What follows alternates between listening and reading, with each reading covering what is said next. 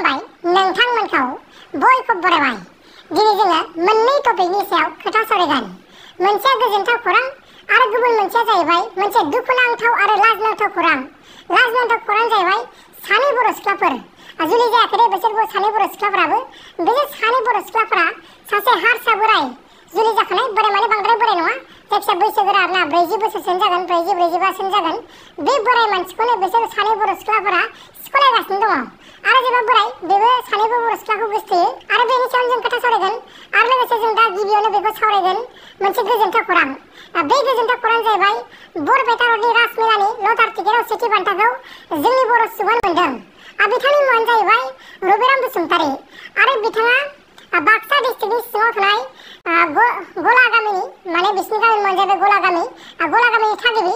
बिथाङा सेथि बान्था इन'भा गारिखौ मोननो हादों। 20 लाख रांसोनि इन'भा गारिखौ बिथाङा मोननो हादों। इन'भा गारिया 2-3 लाख रां लायो 20 लाख रां लायो आरो 10 लाखनिबो दङ। दा बिथाङा 20 लाख रांसोनि इन'भाखौ मोननो हादों। बे मोनसे जोबोद गोजोनथाव खौरां आरो दाखालिबो हावलिनि राजमेलानि बा राज फुजानि सेथि बान्था 45 लाख रांनि अडि गारिखौ अडि A4 गारिखौ जोंनि बर' सुबुङानो मोनदोंमोन आरो बिथांनि मुङा मामोन जनार्दन बर'मोन। बिथाङा बे बान्थाखौ मोनदोंमोन। आरोबाव सासे बर' सुबुं मोनबावबाय बे इन'भा गारिखौ जायगा मोनदों बिनि मुङानो जाहैबाय रबिराम बसुमतारी। बिथाङा गला गामिनि। दा बिथाङा बे बान्थाखौ मोननो लानानै जोबोद गोजोननाय फोरमायदों। अब्ला जोङो गुबुन मोनसे टपिकआव फैनोसै। गुबुन मोनसे टपिकआनो जाहैबाय बाक्सा डिस्ट्रिक्टनि सानै सिख्ला बिसोरो माने गुवाहाटियाव खामानि मावनो फैयोमोन जाहैबाय। प्राइभेट कम्पानियाव मावो सोरबा बिदिनो श'रुमफोराव मावो जाहैबाय। ओमफ्राय दा बिसोरो सासे सेंग्रानि थाखायनो बे सेंग्रायाबो जुलि जाखानायसो बेयाबो हिनजाव दंखायो। बे हिनजाव गोनां मानसिनि थाखायनो सानै जोंनि बर' सिख्लाफोरा एकदमबारे नांलाय खमलाय जागासिनो दं आरोना। ओरैबायदि लासिं सिं खालामजोब्बाय गुवाहाटियाव फैनानै माखासे जोंनि बर' सिख्लाफोरा। बिसोरा मा होनबावनो लोगोफोर बिसोरा मेलेम दंना गैया बेखौ आं मिथिला। जायखिया बे जाथाया जादों आरो बे जाथायखौ आं दाखालि बयनो फोरमायनो गोनांमोन। दाखालि लास्ट भिडिअखौ नायदोंबा नोंथांमोना खोनादों जानो हागौ। मोनसे टपिक दं होननानै आं बुंदोंमोन ना मथा मथि 3-4 भिडिअनि सिगां आं बे बाथ्राखौ बुंदोंमोन। नाथाय आं दिनै बेखौ फोरमायबाय। बे बाथ्रायानो जाहैबाय आं सिख्लाफोरनि मुंखौ मिथिगौ नाथाय बिसिनि मुं आरो जायबा हौवा बिसिनि मुंखौबो आं मख'नो गोसो गैया आरो बिसिनि फट'खौबो आं देखायनो गोसो गैया।